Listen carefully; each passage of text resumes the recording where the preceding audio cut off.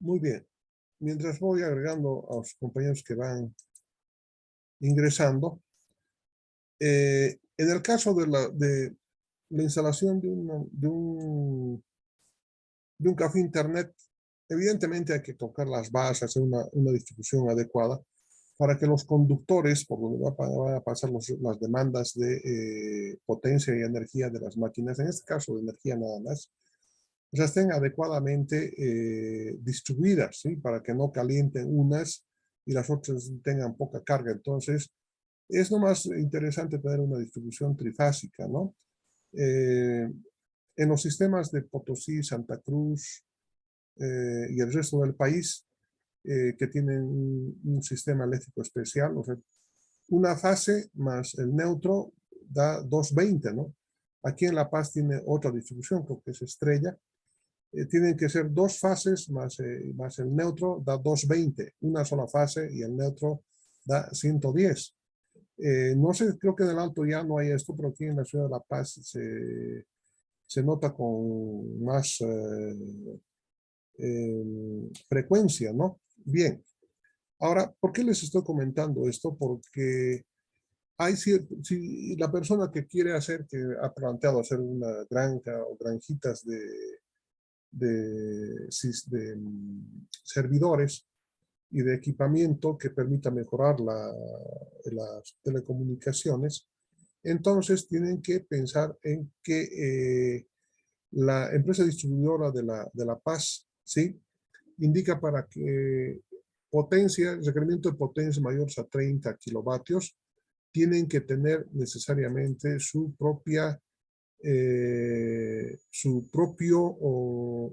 subestación eléctrica. Y lo más interesante de todo, que solamente la llave de la puerta de la subestación, ¿sí? De esta parte de acá que estoy marcando, solamente tienen los de la empresa de La Paz, pese a que el terreno es nuestro, etcétera, etcétera, el transformador es nuestro, etcétera. Por fines de seguridad, ¿sí? Y para evitar robos de energía, las llaves las manejan los señores de la empresa de distribución de La Paz. Y nosotros, o sea, la gente de la empresa, tenemos acceso a estas subestaciones eléctricas de esta malla hacia la derecha, es decir, para controlar este tablero que está acá, que es el tablero de comando de donde están los breakers normalmente, y más o menos esto es visto en planta. Ahora veamos qué es lo que pasa con esta subestación vista en elevación. Fíjense, acá están entrando aquí tres líneas, tres fases. Están entrando tres fases, ¿de acuerdo? Que hacen que la energía sea trifásica a un transformador acá. Y de aquí subterráneamente va a pasar, ¿sí? una línea eléctrica hasta este tablero, donde van a estar los medidores y además van a estar los breakers de la instalación total, ¿sí? de la industria que está ahí adentro.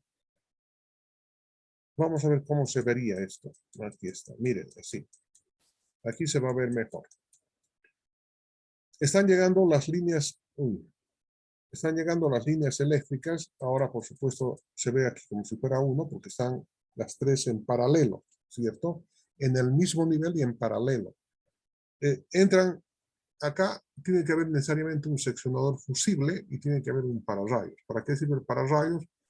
Para absorber, ¿sí? Las descargas atmosféricas, ¿sí? Las descargas atmosféricas que pudieran haber sobre la línea.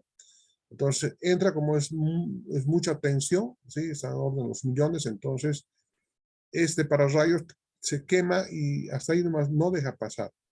Y el seccionador fusible, ¿sí? Se coloca acá para poder aislar y poder hacer mantenimiento del resto del equipamiento, Entonces, de aquí pasa el cableado, aquí hay un aislador, aquí entra un transformador y está transformando, dice, de 6.6 kilovatios, que es la tensión de distribución en la ciudad de Tupiza, a 223.80. Entra subterráneamente hasta los tableros, aquí está el breaker, como verán ustedes, Y aquí se mide la potencia y se mide la energía, así como también el factor de potencia. Y luego subterráneamente ingresa, ¿sí? Acá hasta un poste ya dentro de la compañía, dentro de la empresa, y su distribución hacia el interior. El neutro siempre arriba, fase 1, fase 2, fase 3 hacia abajo, ¿no? Y la altura mínima es de 4 metros, aunque algunas veces no cumplen con estas condiciones, ¿no?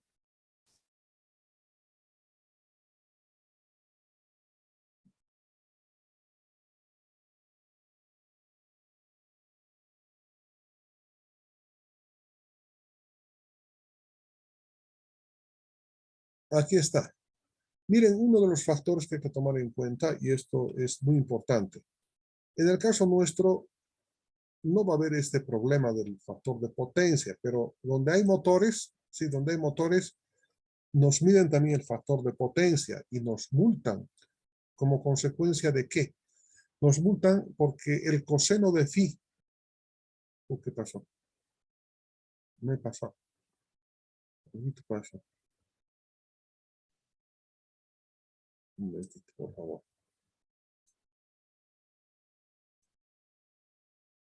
Aquí está. Ahora no se mueve. Este coseno de phi, sí, es la relación de la potencia activa entre la potencia activa más la potencia reactiva.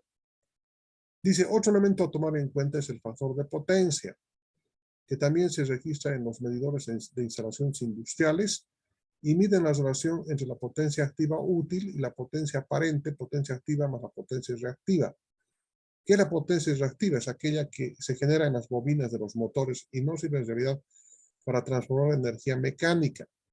Claro, ahí se forman corrientes de Foucault y otro tipo de corrientes más en en los embobinados de los motores.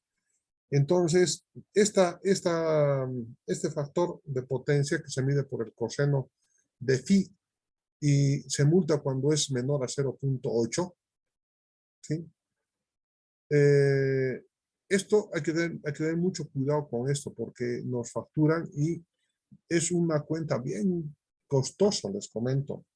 Y les voy a comentar un asunto industrial que me ha pasado y que no me han hecho caso y se han metido en tremendos problemas, han quebrado la industria como consecuencia de esto. Fíjense, en la ciudad de Potosí, hace muchos años atrás, ¿sí? Antes que los cooperativistas entraran se entraran a la beta Potosí.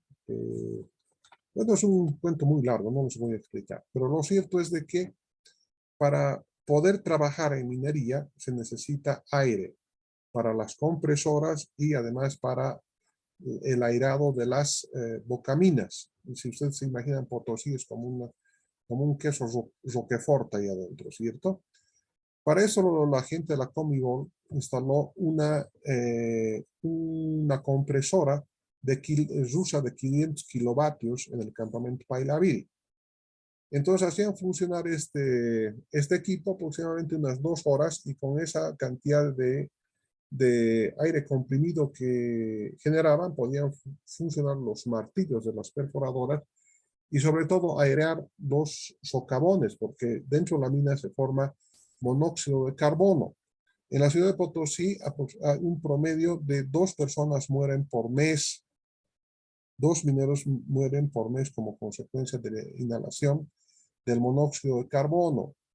Algunas personas dirán, pero este tipo está exagerado. A ver, veamos las estadísticas que dicen, ¿sí? Desde el momento que dejó de funcionar ese equipo, esa compresora rusa, sería, los cooperativistas así nomás le meten, ¿no? Tienen compresoritas chiquititas para sus martillos, pero así airear la mina, o sea, muy poco, ¿no? Bueno, ocurre de que cuando hacían funcionar, ¿sí? Ese equipo, entonces, como se producían en esos equipos que son ineficientes los rusos, qué mala suerte que hayan producido cosas no muy buenas, ¿no? Los de la antigua Unión Soviética, ese era el grave problema. Se iban a la eficacia, no se iban a la eficiencia, por eso que ha quebrado la Unión Soviética. O sea, más que el comunismo, de que eran unos farsantes, de que eran unos prepotentes, etcétera, etcétera. El comunismo en la Unión Soviética ha fracasado debido a su ineficiencia, ¿sí? Desde el punto de vista de la economía, ¿sí? Ellos podían producir, por decirles, un equipo en $5,000. Un japonés producía el mismo equipo en 1,500, ¿qué tal? Y aproximadamente la comparación que estoy haciendo es así.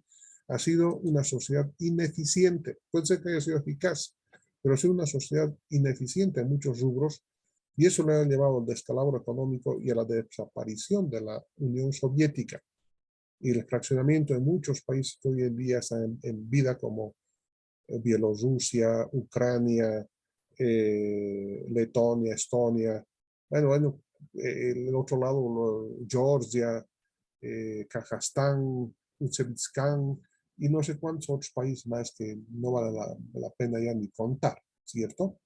Bueno, ¿qué pasaba con ese equipo? Como era ineficiente y habían calentamiento en sus bobinas, no transformaba todo en energía mecánica y por lo tanto este coseno de phi era menor a 8 y consecuentemente, ¿cierto? Este era un gravísimo problema porque las facturas que llegaban a la empresa, ahí está, miren, aquí estoy contando eso, ¿ve?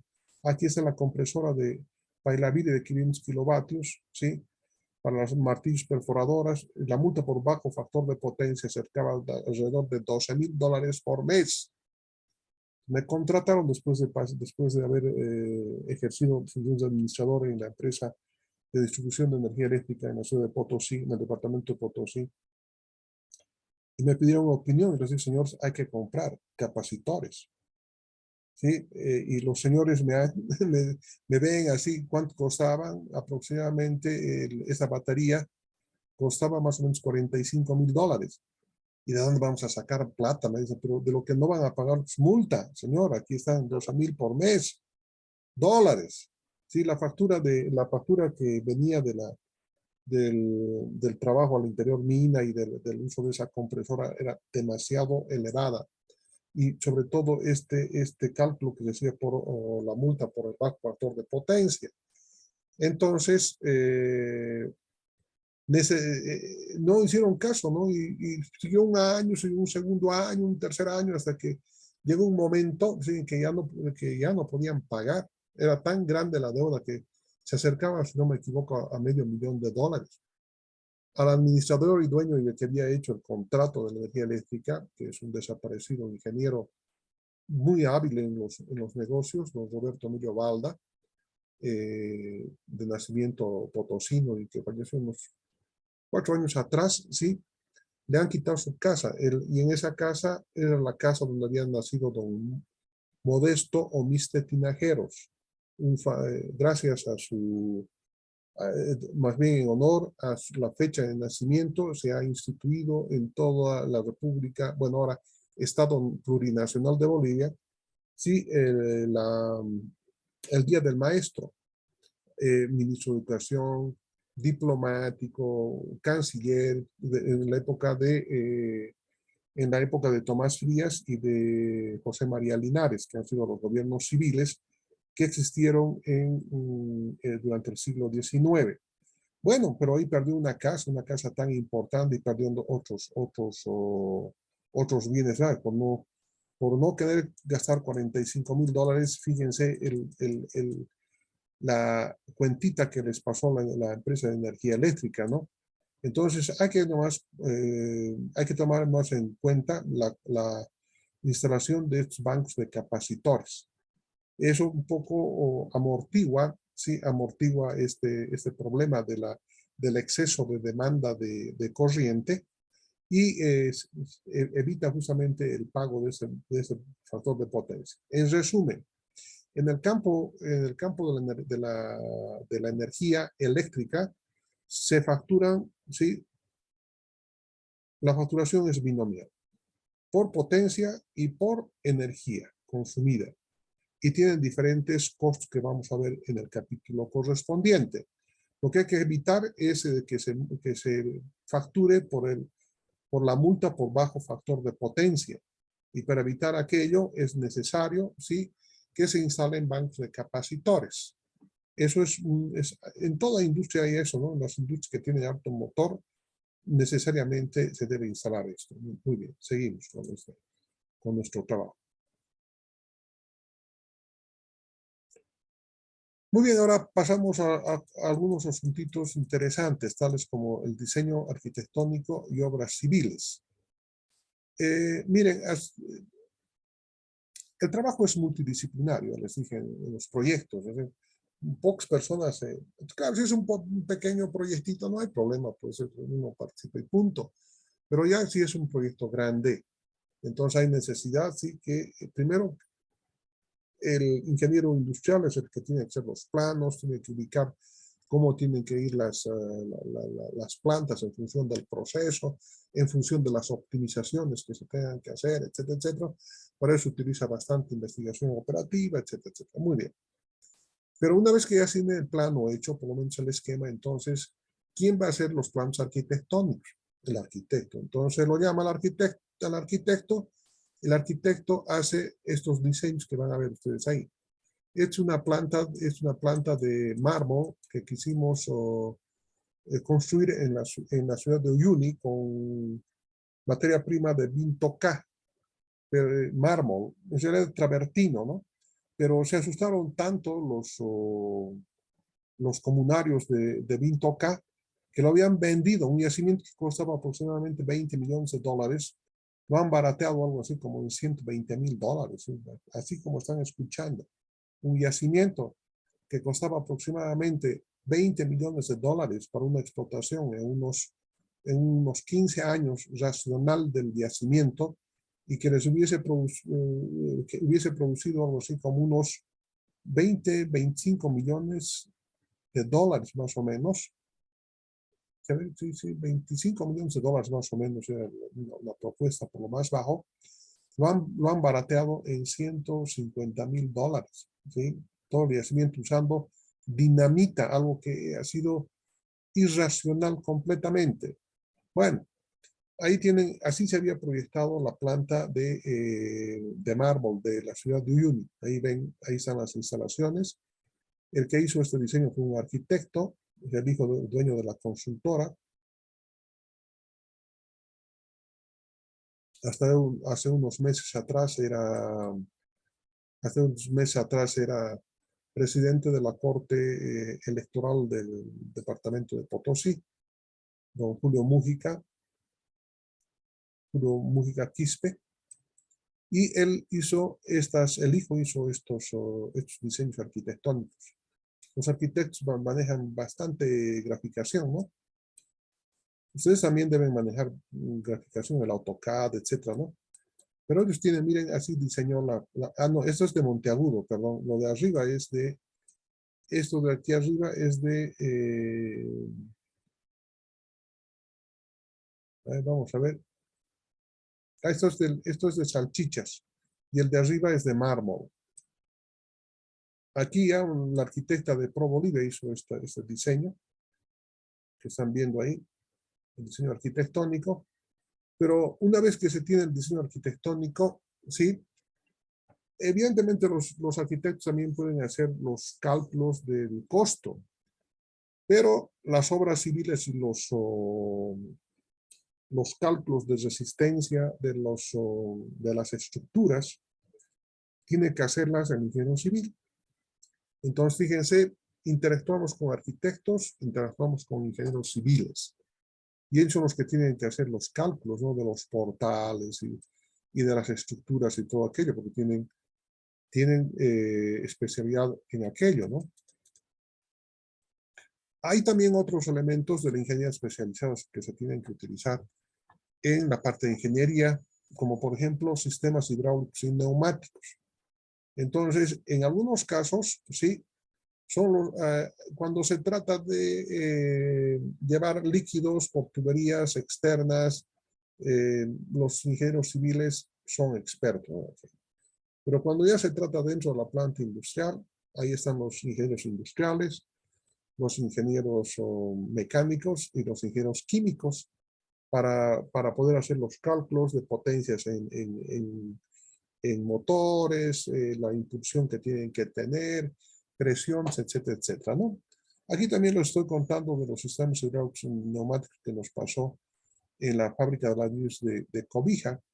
El único lugar que teníamos era Sofri y más o menos se tenía que traer, si no me equivoco, de 1000 metros o algo así, ¿no? Es 1 kilómetro del sitio del emplazamiento agua. Entonces tuvo que hacerse un acueducto, tuvimos que mandarla a la ingeniería civil para que haga el diseño de un buen acueducto para que se tenga agua para, para mezclar la greda, para la producción de los ladrillos, la arcilla, ¿no? Para producir ladrillos, para que la tierra obtenga un nivel de plasticidad que no tenga problemas con la producción de ladrillos. Bien. Suministro de calor. ¿Sí? La producción de vapor en el caldero, lo que habíamos visto, ¿se acuerdan? Un caldero para producción de calor. A partir de ahí determinamos la cantidad de energía requerida en cada uno de los procesos y sobre esa cantidad de procesos, que hemos determinado la masa de GLP necesaria. Los cálculos están ahí arriba, con lo que se los voy a mandar, si alguna vez necesitan, de ahí pueden extraer. Luego, sistemas electromecánicos de transporte. Aquí los ingenieros mecánicos tienen que entrar porque hay muchos sistemas electromecánicos de transporte por cangilones, pueden ser de desplazamiento horizontal, etcétera, etcétera. Y tiene que hacer ingeniero mecánico o electromecánico, son las profesiones llamadas para esto. También tenemos sistemas eléctricos de protección y suministro de equipamiento. Ahí están guardamotores. ¿Quién va a hacer eso? Tienen que ser los ingenieros electricistas. Control automático de la producción. Ahí está, es el HMI SCADA. Ahora no voy a decir que no han llevado. Por supuesto que han llevado porque he visto esto, ¿no?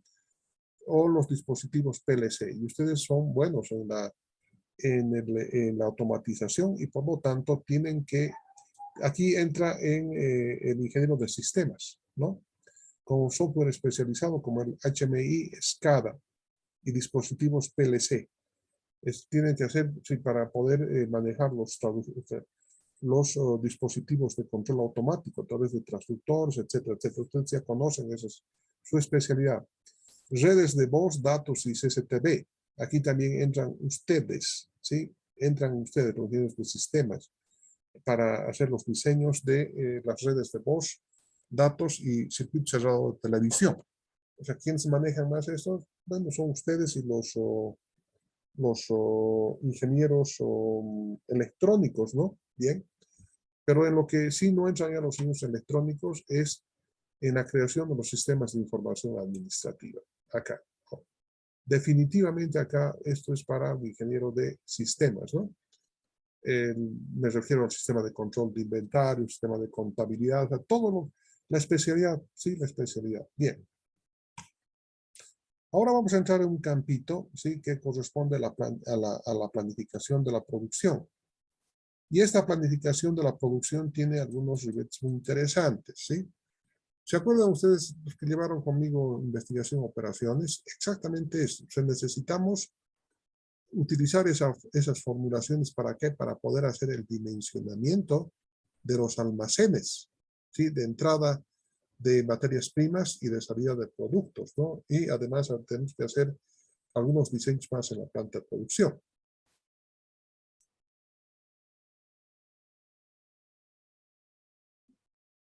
Aquí aquí estamos aplicando las fórmulas de Harris y hemos determinado la cantidad económica de pedido, el número de pedidos por año, el tiempo y en función de esta información es de que podemos hacer ya el diseño, ¿sí? de los almacenes, ¿no? El inventario máximo para esta pequeña muestra es para almacenar 1154.70 unidades, ¿sí? Entonces, con eso ya podemos hacer ya los diseños. O en esta fórmula que nos proporciona Taft, ¿no? Que es la cantidad económica de manufacturación, es decir, de qué tamaño tienen que ser nuestros almacenes de los productos acabados, ¿ya, no? Y el inventario máximo. Este inventario máximo tenemos que utilizarlo para poder diseñar los almacenes. No podemos, alguna vez les he comentado, ¿no? En la asignatura de investigación operaciones 2, lo que pasó, ¿sí? Con el municipio de Puna, ¿sí? Propone al ministerio la instalación de una planta de producción de café, suceder de café sobre la base de cebada, ¿no? Bueno, cuando llegan los planos, vemos, eran unos planos inmensos, parecía más un proyecto de ingeniería civil, ¿no? Y cuando vemos los almacenes, eran inmensos. Y les indicamos, ¿por qué tan grandes se van a necesitar, no? No, pues tiene que estar en orden racional. Entonces, cuando se la cuestiona, viene el consultor, viene y casi me pega. Y cuando le empiezo a decir, mire, ¿cómo van a querer ustedes hacer esto? Y el señor se fue y no volvió nunca más, ¿no? Porque le hicimos notar los errores. Es que dependiendo del campo, ¿no? El señor era un ingeniero agrónomo que se puso a ser un ingeniero de las veces de ingeniero industrial y hacer algo que estaba además sobredimensionado, ¿no? Alguien está hablando. ¿Quién es? ¿Qué hacemos? A ver, ¿quién es? Corten, por favor, su micrófono. Ya está. Ya está. Entonces, acá hay un ejemplito para ver, o sea, cuál es la importancia de la planificación, ¿no? Para poder ver los almacenes de entrada, etcétera, etcétera. Y acá, esto, fíjense, creo que simplemente es un ejemplo nomás, es para poder hacer una fábrica de muebles, ¿no? Fíjense, ¿por qué estamos colocando la utilización en diferentes lugares, en diferentes... porque lo que tenemos que hacer sí es una distribución adecuada, ¿sí? Tenemos que hacer una planificación justamente para que la potencia no sea muy elevada. Entonces tenemos que jugar con las maquinarias y el tiempo de producción durante el día. Fíjense acá, por ejemplo, dice planificación de tiempos de máquina en el proceso industrial, horas máquina por día. Aquí en el cortado, ¿sí? 6 horas la primera máquina, 6 horas la siguiente. De la cepilladora, que es la máquina 3 y la máquina 4, 5 horitas, pero fíjense, en lo posible no se van a cruzar. Y no podemos utilizar toda la maquinaria en uno solo. Si bien el factor de simultaneidad que hemos hecho referencia en el cálculo de la potencia y de la energía eléctrica, tomamos 0,7, pero aquí tenemos que hacer exactamente lo que tenemos que poner. Miren, este cuadro de acá es la planificación de la potencia eléctrica diaria en HP del proceso. Miren, aquí en el cortado por la máquina 1, máquina 2, están indicando las horas en las que se debe producir. Entonces, esto es bien importante hacer la planificación. ¿Quién hace esto? El ingeniero industrial. Por eso les digo, hay que trabajar, es un trabajo multidisciplinario, un proyecto de esta envergadura, ¿no? Y eso ustedes lo van a ver. Voy a entrar en una temática que se llama mantenimiento y reemplazo de equipos. Bien, esta temática del mantenimiento y reemplazo de equipos es muy importante porque nos va a servir además para el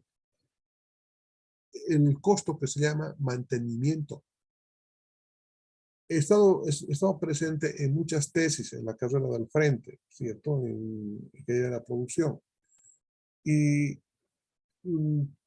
cuando presentan los estudiantes, resulta de que a mí me extrañaba, ¿no? El mantenimiento, ¿no?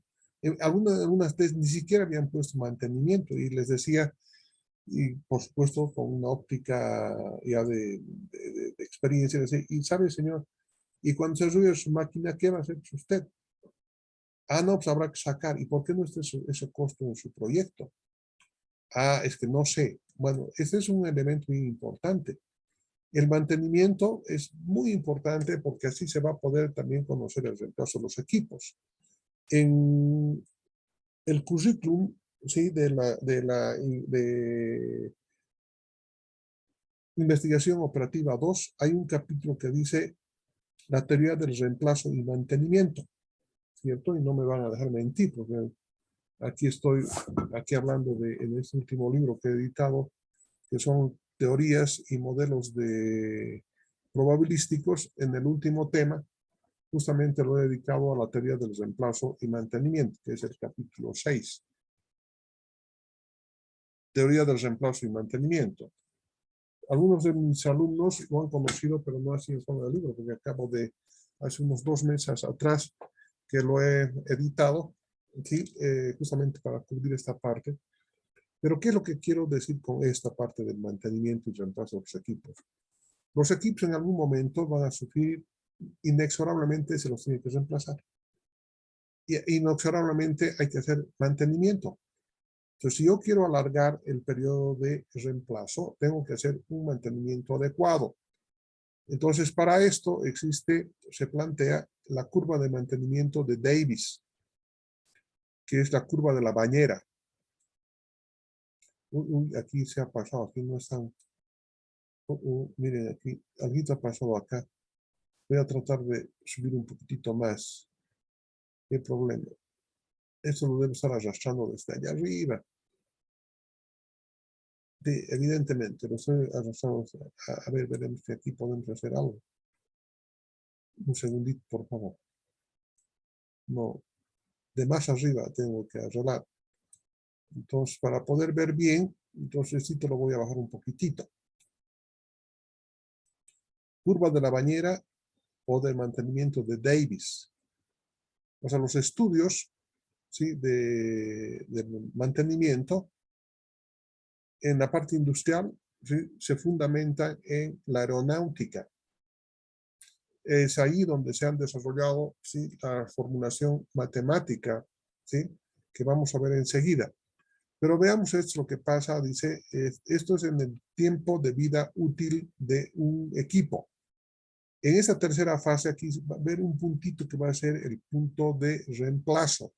Cuando los costos de operación y mantenimiento empiecen a subir, cuando el número de fallas ya sea pues ya permanente, continua, y que cuesta más hacer mantenimiento que reemplazar por otro equipo. Además que en ese tiempo que se ha calculado para reemplazar el equipo, la empresa ha tenido que necesariamente haber ahorrado, ¿sí?, ese dinero para poder reemplazar el equipo.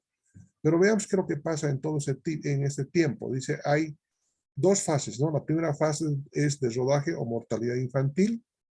La fase 2, que es de madurez o de vida útil, donde la tasa de fallas va a ser aquí ya no va a haber mayor incremento, ¿sí?, tal vez un poquito en función, pero en la fase 3, que es de envejecimiento, existen 3 etapas, como ustedes estarán pudiendo ver.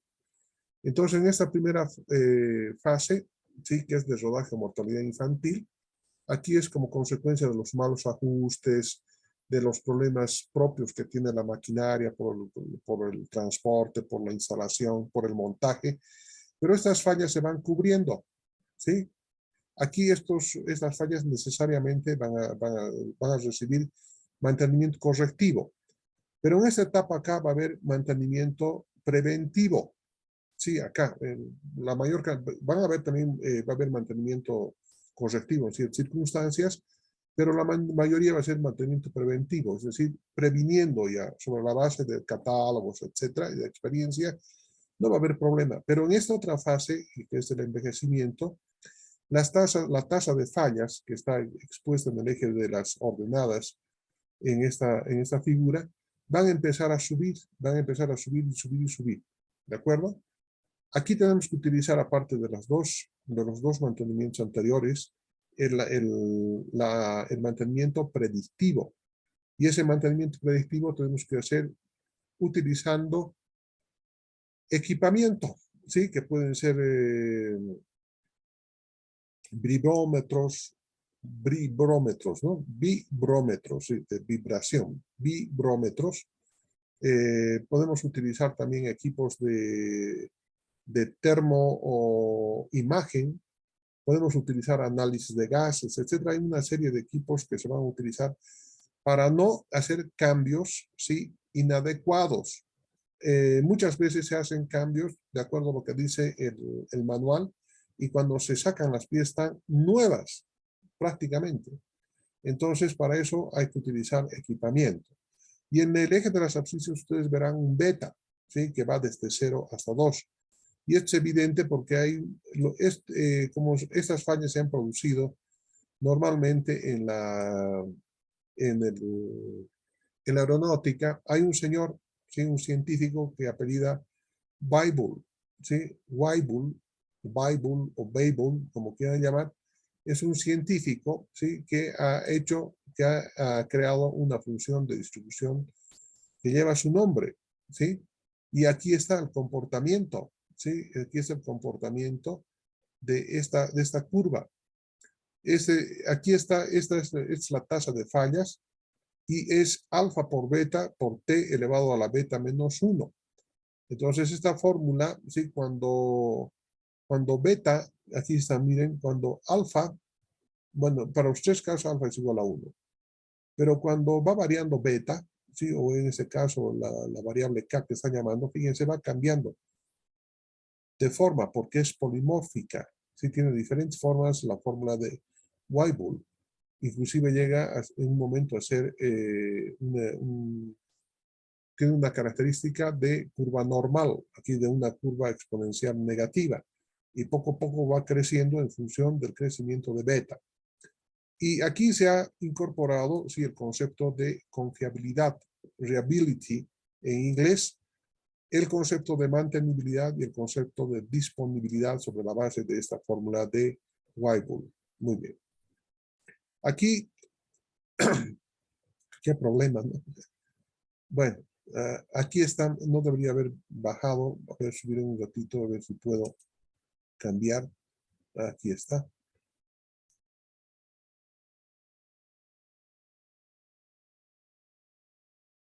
Nunca había dado tan rápido el tema de ingeniería, pero con ustedes estoy pudiendo hacerlo. Me imagino que deben estar cansaditos ya, pero un poquitito más aguánteme y ya vamos a acabar. No me permitió tampoco hacerlo, miren. A ver si podíamos. Aquí está. Ahora sí, yo creo que ahora va a dar.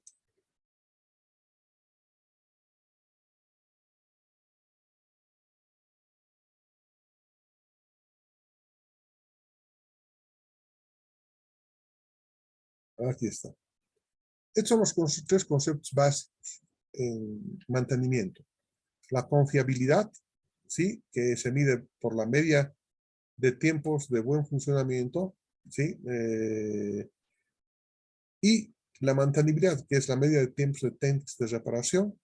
Y sobre la base de la información de estas dos probabilidades, se obtiene la disponibilidad, que es esa relación de la media de tiempos de buen funcionamiento sobre lo mismo más la media de tiempos de reparación.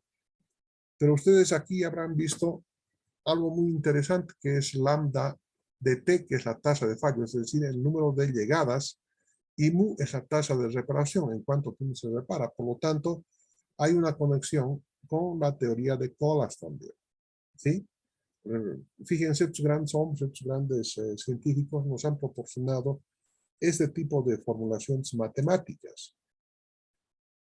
Durante el Wenivar, sí, he escuchado una conferencia de uno de sus compañeros, si no me equivoco, que ha expuesto sí, el tema de la determinación del crecimiento del virus, ¿no?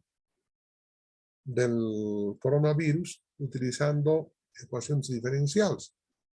Ese mismo tema ya lo había visto porque un ayudante de la UNSA expuso y se difundió a través del canal universitario. Y como en esos días el canal universitario estaba de moda, así que vi esa presentación. Pero como nos exigieron en la Wenivar, sin el grupo de que formulemos preguntas por si acaso nadie quisiera formular,